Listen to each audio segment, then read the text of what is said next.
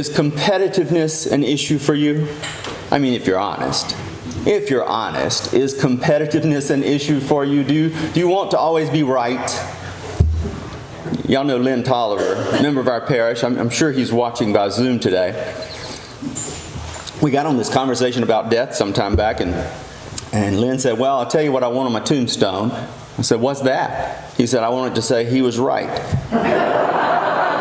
I said, right about what? And he said, everything, just generally, he was right. I think we all have a little of that in us. We want to be right. We want to have the upper hand. We want to win the game. There is that competitive nature. You should see my wife in the midst of a Florida State or a UCF football game. Oh my gosh. Yelling, screaming, telling everybody what to do. We all have it. I was telling the Sunday school class this morning that I have to admit, there are some Sundays when I drive by Thomasville Road Baptist Church and I'm just a little jealous of all those cars in that parking lot. A little bit of competitiveness there.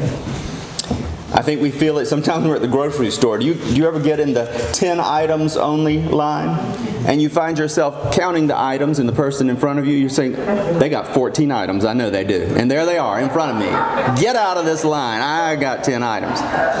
Or you're in the line. You know how you go down Thomasville Road? You back up to the interstate and you're coming that way and you know there's that merge lane. It's for people who are going to Live Oak Plantation Road, going to the emergency room. That's what they're for, those merges. But what happens every time? You're at that stoplight, you see somebody move over in that lane. You know they're not going to Live Oak Plantation Road. They're going to get ahead of everybody else and push their way in. And I got to tell you, I'll just be honest, if I'm the first car in that line, I'm trying to keep them from ever getting in, you know. Competitiveness. We do it. We can't help ourselves. We do it in every facet of our lives, I think. We sure do it with politics. We do it with finances, personal relationships, business, and even religion. That competitive nature seems to have been present from the very beginning. You remember Adam and Eve? You remember how God gave them this beautiful place to live. And more food than they could ever eat. And he gave them just one skinny little limitation. He said, eat everything, the whole place is yours, except there's that one tree way out there. That tree. Don't eat the fruit from that tree or you'll die. Well, they couldn't resist, could they? It was as though they were in competition with God, testing the limitations of their freedom, seeking to prove their own power. The serpent said to him, listen, God was telling you a tale. It isn't true that you're going to die. Here's what happens. You eat that stuff, you get to the level of God. It brings you right up to His level. And that seemed to be appealing to them. They'd become like God. They'd become their own gods. Don't we see that all around us? It's not just from the time of Adam and Eve. It's even in little children. Those of you who've raised children, you can look at a 3-year-old and you tell him, don't get up on that glass coffee table another time. It's got a glass top. You'll break through it. Don't get up there. Don't touch that hot stove. And so what do they want to do? They want to do those very things, right? They're going to test the boundaries, test the limitations. It's about power and control and unlimited freedom. And the disciples in this morning's gospel lesson are acting like a bunch of 3-year-olds. Now let's get some context so we know where we are in the Gospels. You remember this is not long after Jesus had come down from the Mount of Transfiguration. You remember that? Up there, Peter, James, and John, just those 3, up there with Jesus. And there's that voice that says, this is my son, listen to him. Then he comes down and he heals that boy with seizures. And then he sat the disciples down and he gave them an important teaching. He says, they're going to come and get me and kill me. And 3 days later, I'm going to be raised.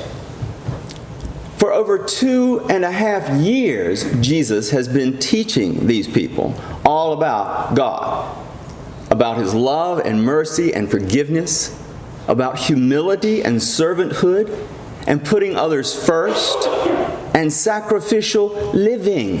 Sacrificial living. And yet, as they walked from Galilee to Capernaum, Jesus walking in front, the disciples coming behind, they're arguing They're arguing about what? About the fact that they want to do more for the poor? About how they want to have a better respect and care in the way they deal with the Pharisees? About how to share the gospel in a loving way with the Romans and the Samaritans? Is that what they're arguing about? No.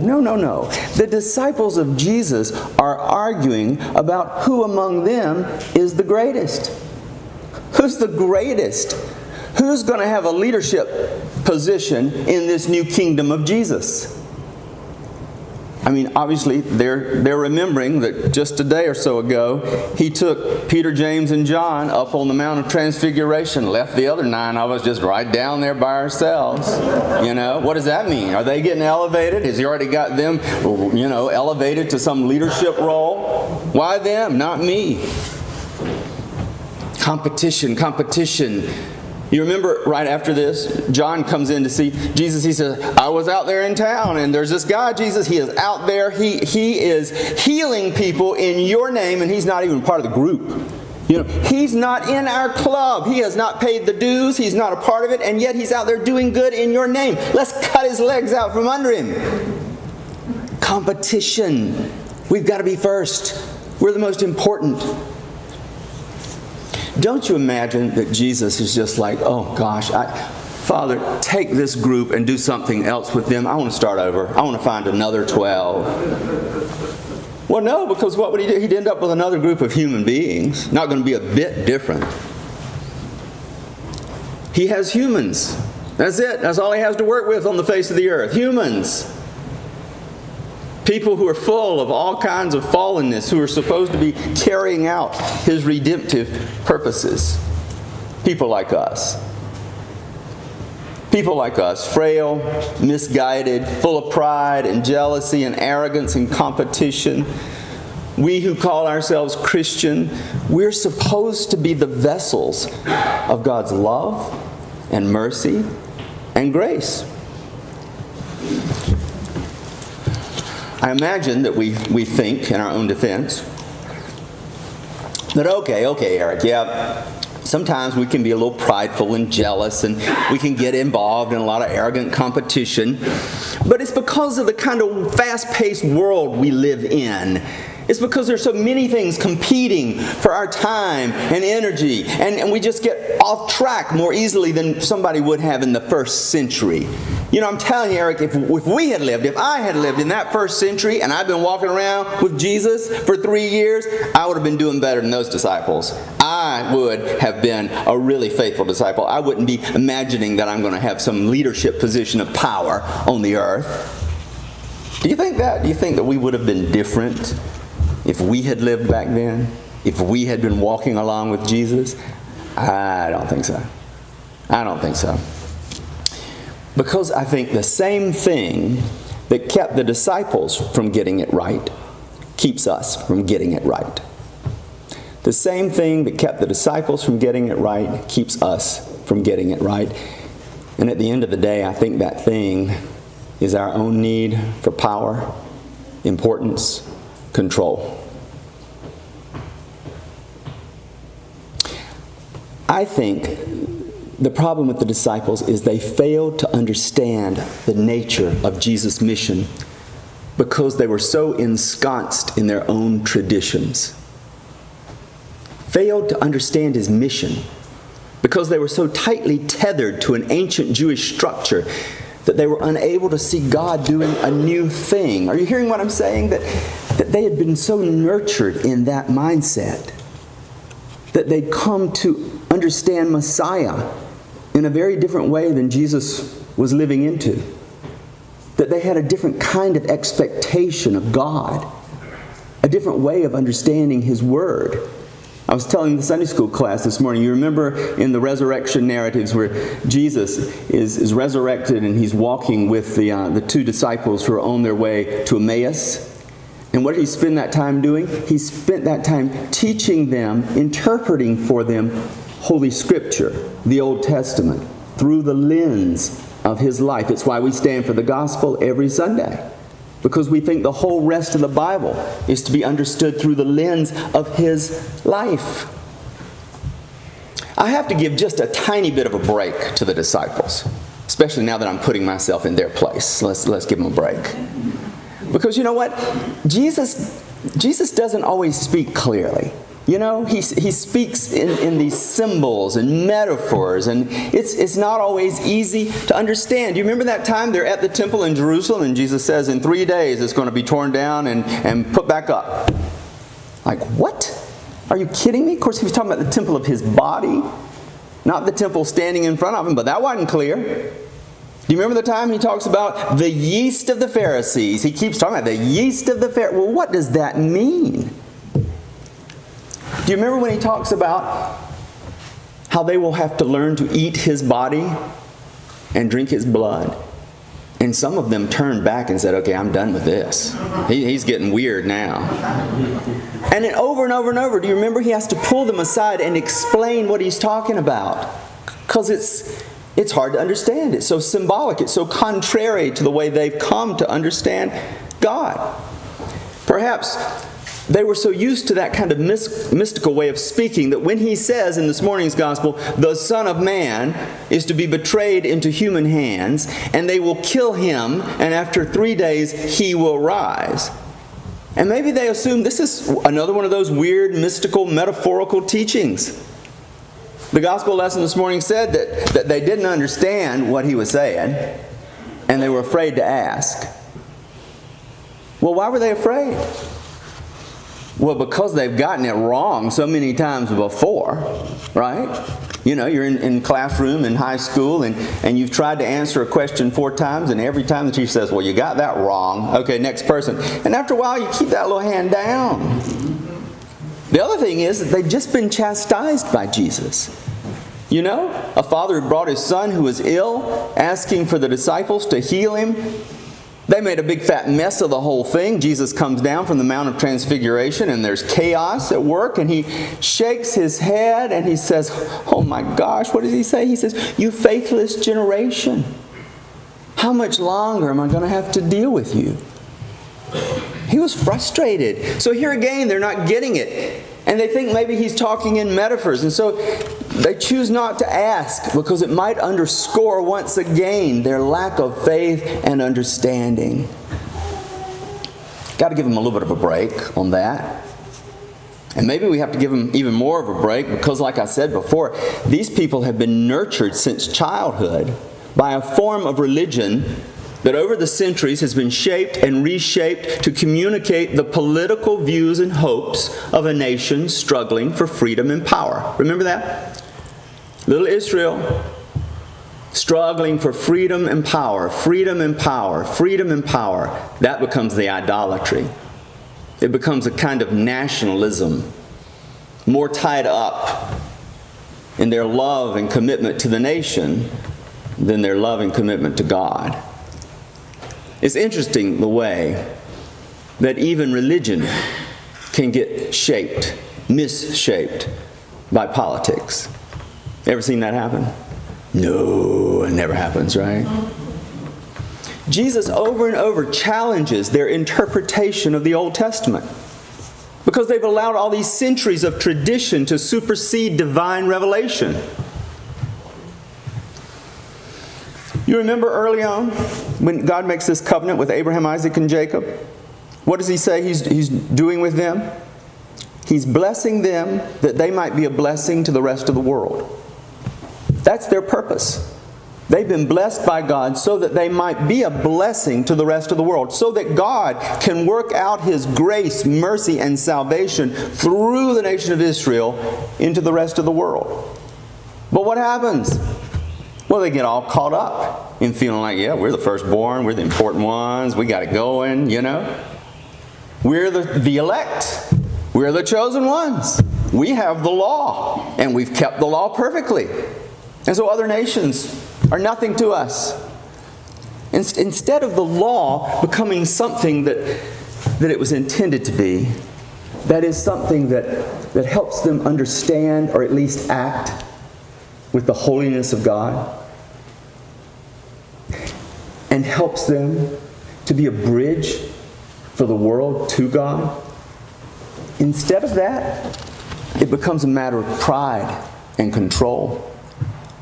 Keeping those 613 laws, there were that many of them, can you believe it? Keeping those 613 laws was a way to feel that we're better than anybody else. We've lived this perfectly holy life. Our nation is supreme above all others. And therefore, people should be hearing us. They should be making room for us. That arrogant kind of competition. Is that what God wants? Is that what the law was supposed to be about? Is that what Jesus was about? In chapter 7, a couple of chapters earlier in Mark, Jesus comes into conflict, as he always does, with the scribes and the Pharisees, because some of his disciples had sat down at table and were beginning to eat without doing the ritual washing of hands. This part of the law. And you remember the scribes and Pharisees, all that kind of stuff just really upsets them. It's something else that they can use to pounce on Jesus. And they go, whoa, y'all are acting like y'all are holy and important. Well, then why are your disciples sitting here and they're not washing their hands the way they're supposed to? They're not doing it. And Jesus says, here's the thing about y'all. He didn't say y'all, but I like it when we think he says y'all. He said, here's the thing about y'all. He said, You prance around filled with your own sense of self-righteousness. And you can mouth the law. But the heart of the law is completely lost. God was not commanding us to wash hands because washing hands in and of itself was an important thing. God was commanding us to wash hands so that we would be reminded over and over that we're seeking to have clean hearts before God. That we're seeking to live a clean life before God. So you Pharisees have taken a law, like all the laws, that were there to teach us love and sacrificial giving, and you've used it as a matter of arrogance, as a way of controlling other people, putting down other people. Does that make sense? Are you with me on that? You see how it all got distorted along the way? And you think you got all these centuries of different rabbis interpreting Scripture. It's one thing for God to say, you can't commit adultery. But then you get lawyers, you get lawyers, you get CPAs, and they're looking for loopholes. What does it really mean you can't commit adultery? Let's define that, We can go back to, one of our earlier presidents, Bill Clinton, and we can define that. What does is mean, What defines adultery? He points out, this is a weird little thing, but boy, Jesus holds it up, it's worth paying attention to. He says to them, there was a commandment that God gave us to honor our father and mother. And what have you done with that commandment? You've used all kinds of little loopholes to get around being true to that commandment. He said, you've created this thing, this existed in Jesus' day, that if you're an adult child of elderly parents, and you just don't want to have to deal with taking care of them, affording their lives late in their life, then you can take everything you own, your household, your belongings, and declare it as korban, K-O-R-B-A-N, korban, which meant that it was dedicated to God. And if it's dedicated to God, then it can't be used for any other purpose, not even for the care of your parents. So Jesus is saying, this is where we've ended up. God gave all these laws to shape you into holy people who love God and love neighbor. And what have you done? You've done all this interpretive process over all these years so that you've played with it. You've watered it down. And you've made it into something that suits your own needs, wants, but that completely cuts out the heart of what it was supposed to be about. And we know what that is over and over and over. It's about love of God and love of neighbor. You remember the Good Samaritan story? Why did Jesus tell that? Well, he told it because these people particularly hated the Samaritans.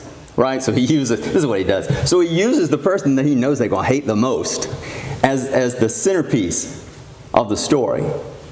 The one who was the good one was the Samaritan, not his people. And what happened? Do you remember what happened when that guy had been, beaten up and thrown in the ditch? The priest and the Levite lawyer came by, faithful, good Jews. And because they were trying so hard to keep the letter of the law to prove their righteousness, right? They didn't touch that body over there because it might be dead, and the law says we can't touch something that's unclean, like a dead body. So we want to be true to the law for the sake of our own sense of righteousness. But isn't there a law that's higher than that law? That's Jesus' point. Yeah, you're keeping the letter of the law, he says, but you're missing the spirit of the law. And what's the spirit of the law? Loving God, loving neighbor. Loving God, loving neighbor. Over and over and over, they get mad at Jesus because he's not keeping the law. His disciples are not keeping the law. And he says there's something bigger than the law. Do you remember in the Sermon on the Mount? And Jesus says to these Pharisees who are keeping every dot and tittle of those 613 laws, he says, here's the thing. It says, do not commit adultery. It says, do not murder. And you prance around full of your own sense of self-righteousness because you have not literally murdered. You have not literally committed adultery. He said, but in your heart you have hated your brother. And so the condition of your heart before God is the same as it would be if you had murdered. You know? You've lusted in your heart. And so even if you haven't actually physically committed adultery, the condition of your heart is such before God that it's the same. So don't play this game with me, Jesus is saying, prancing around full of your own self-righteousness, because at the end of the day, none of us are, except Jesus. None of us are. We all have sinned and fallen short of the glory of God. And they were using those commandments to make themselves look self-righteous, righteous before God. Do we do that in the Christian church? Talking a little bit in Sunday school this morning about that. How we can play that same game. We're more pure, we're more holy than other people. We can play that game of saying, you know what? I show up in church on Sundays. I tithe. I do daily devotions. Let me tell you, how many people do daily devotions? I do daily devotions. I mean, God, I'm good. I'm good. I'm doing all kinds of good stuff. So I'm expecting, God, that you're going to treat me really well. That my family's not getting sick. Bad stuff's not happening to me. Because I've earned your grace. We end up right back with the Israelites. Doing good things because we're trying to earn righteousness before God. Whereas Jesus made clear that no one can do that. It's a gift from God in the cross of Christ. So why are we doing good things? It should always be because God has loved us while we were yet sinners. Because this love of God dying on the cross has provided us with such a sense of joy and hope and thanksgiving that we cannot help but allow it to overflow in the lives of others. The religion of Judaism in the day of the disciples had become more about power than service. It was more about self-promotion than the love of neighbor. And so, of course, they were looking for the kind of Messiah who was going to affirm their faithfulness and lead their nation to a position of power. Does that make sense? Does that make sense? That's the way they had learned to read the Old Testament. That's why Jesus had to reinterpret it on the road to Emmaus. They had learned to read it in such a way that it played into their own needs, wants, expectations. It makes sense then why the disciples are in some big argument about who's going to be the greatest in the kingdom, because that's how they learned to think. It was only after the crucifixion that they would realize that this kingdom was not about power and self-promotion,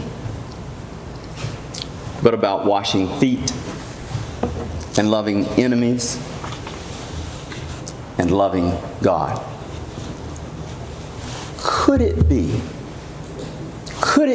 that we too have gotten so wrapped up in an Americanized version of the gospel that rather than hear God's call to humility, servanthood, love of neighbor, we find ourselves just arguing for power and control?